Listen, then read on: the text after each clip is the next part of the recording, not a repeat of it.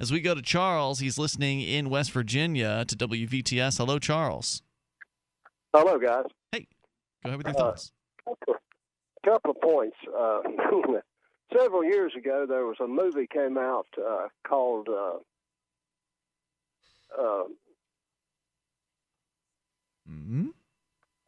This Little Way. It's got to do with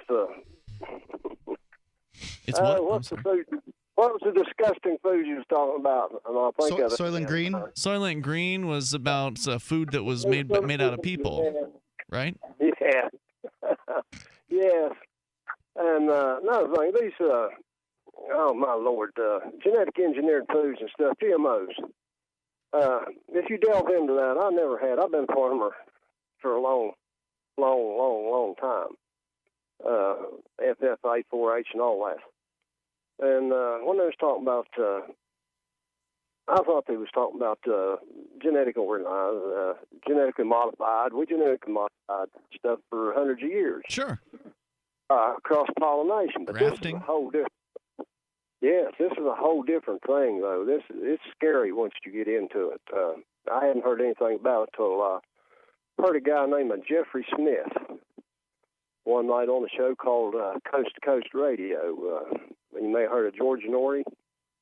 Yeah, we actually, somebody called in about this character. He's one of the primary opponents of genetically modified foods, and I remember we looked into him one night, and he himself is a pretty scary dude, if I'm recalling correctly, and I wouldn't necessarily believe anything that guy says either. I mean, it's hard to know who to really believe in these conversations. You got to delve further and check out different people. Don't just take one's word for it. Yep. But delve into it. Do you want to eat anything that Roundup won't kill? Glyphosate?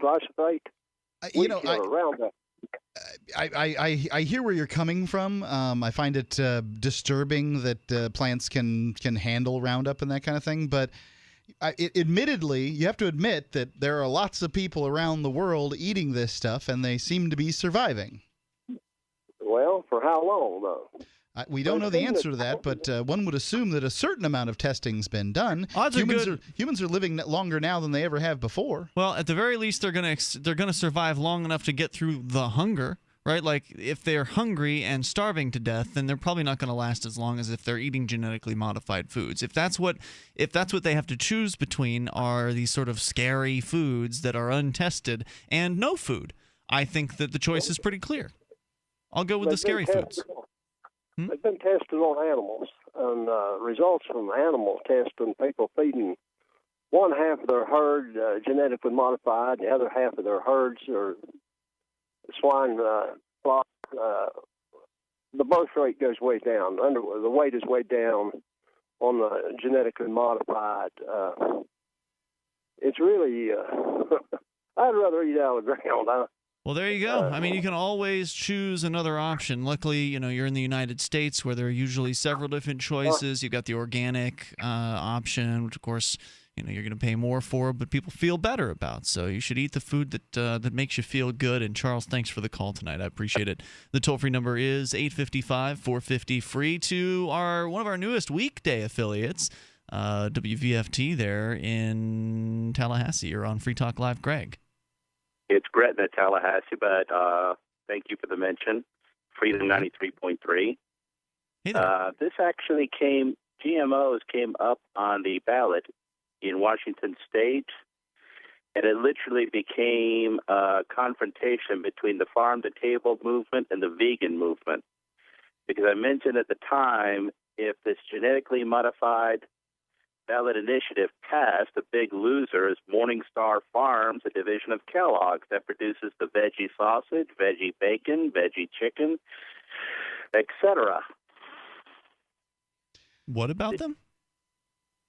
That Morningstar Farms, they create the vegan equivalent of meat. The vegan equivalent of meat? Yeah. Exactly. The vegan bacon, the vegan sausage, the vegan meatballs. What about them? I'm sorry, I missed your point about what about Morningstar Farms? They have to use genetically modified food, and that's, of course, a big corporate entity called Kellogg's. Why do they have to use it? Probably to get the meat-like consistency. Yes, and to get the meat-like flavor. Well, can't they just use regular corn or regular wheat? I mean, there's not supposed to be any difference.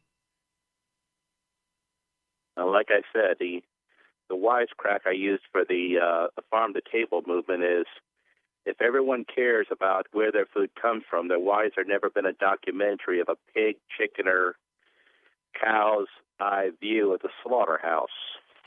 I could well There believe hasn't been?